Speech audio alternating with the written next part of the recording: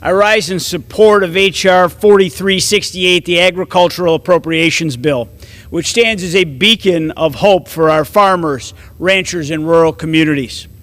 This bill represents a balanced approach to funding necessary agencies and programs, and it also reclaims fiscal responsibility and reins in the wasteful spending that has plagued our government for far too long.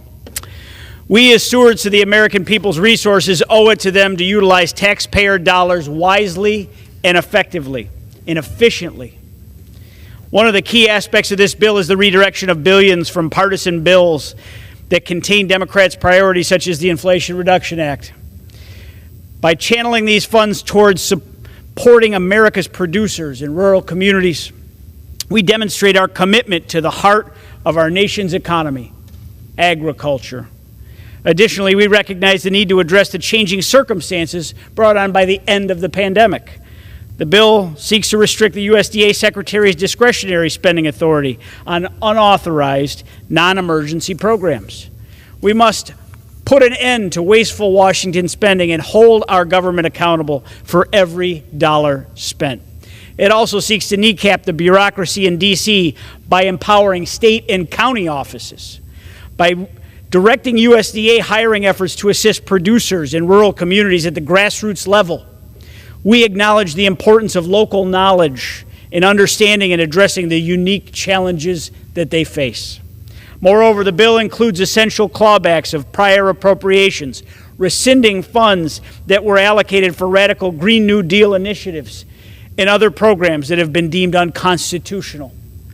I want to remind my colleagues that the fiscal year 2024 Agriculture, Rural Development, Food and Drug Administration, and related agencies bill is not just about funding, but it's about values, our commitment to the American people, and our dedication to a prosperous future for this great nation. And Mr. Speaker, I rise in support of H.R. 4366. The Military, Construction, Veterans Affairs, and Related Agencies Appropriation Bill for the fiscal year 2024. This legislation reaffirms our commitment to serving those who have served us so bravely, our military veterans. I've recently had the privilege of visiting the Bath, New York VA hospital in my district in Steuben County, where I witnessed firsthand the incredible dedication of the VA staff and the challenges they face daily in providing the best possible care for our nation's heroes. Hello, friends. I have shocking news to inform you about this morning. President Biden and the federal government is now moving towards expanding overtime pay for millions of Americans. Lawmakers say this could increase many Americans' paychecks. Also, there is still one more round of relief checks being sent out. So please make sure that you watch until the end of this video for more information on this. To say thank you for being part of this community, this coming Friday, I will be announcing several winners for the Walmart gift card giveaway. If you would like to enter these weekly giveaway, friends, please click and like several of my videos, and then comment below the keyword of each video that you watch. The more videos that you comment on, friends, the greater your chances of winning these giveaways. The Biden administration proposed a new rule today that would make 3.6 million more U.S. workers eligible for overtime pay. This is the most generous such increase in decades. The rule revives an Obama-era effort that faced pushback from business leaders and Republicans and was ultimately scuttled in court.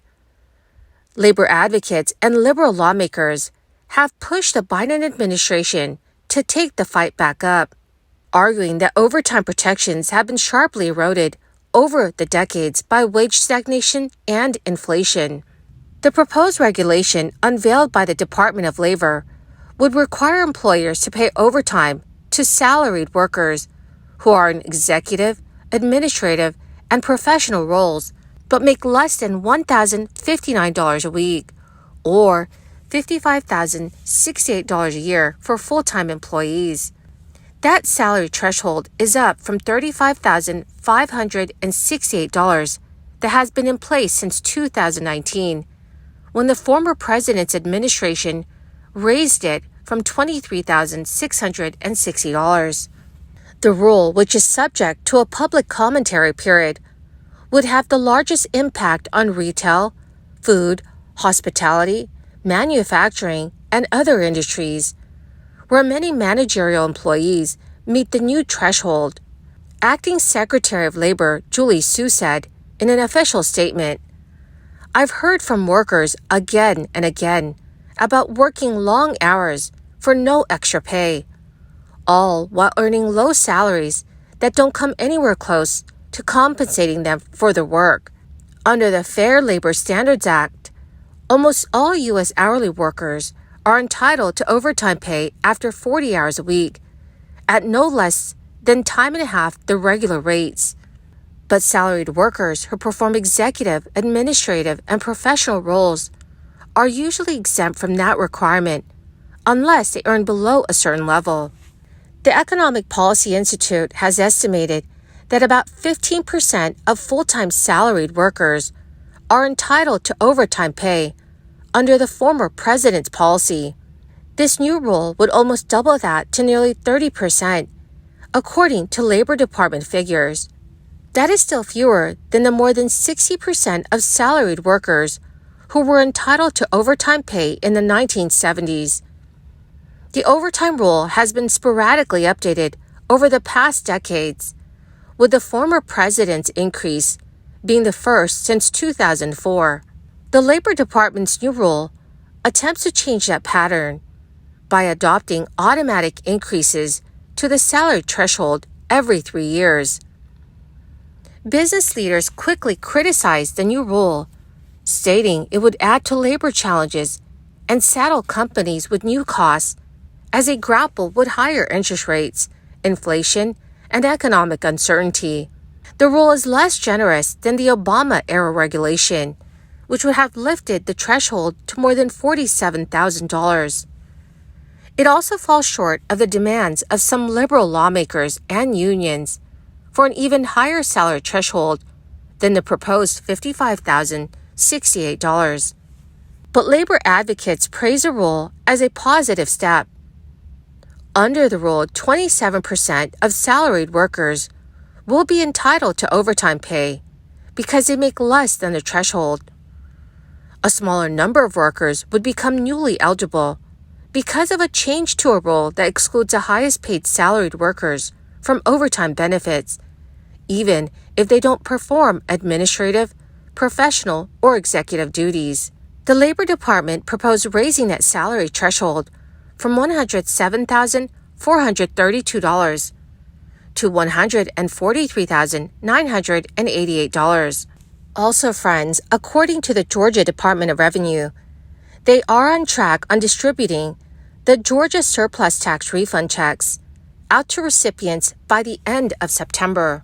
According to the department, 2.75 million Georgia taxpayers will have received nearly $856 million, with millions of dollars still left to be released in the coming months to those who qualify. Georgia had a very large budget surplus, of which $1 billion the governor and legislature decided to return to taxpayers in the form of these payments. The funding is going towards $500 for married couples who file joint returns, $375 for single filers with dependents, and $250 for single filers. So friends, if you are a resident of Georgia, please make sure to keep an eye out for this. Well, my magnificent and most marvelous friends, that is the end of my daily stimulus update video for today. My dear friends, thank you so much for being here and for being part of this community. Every Friday, I will be announcing several winners for the Walmart gift card giveaway.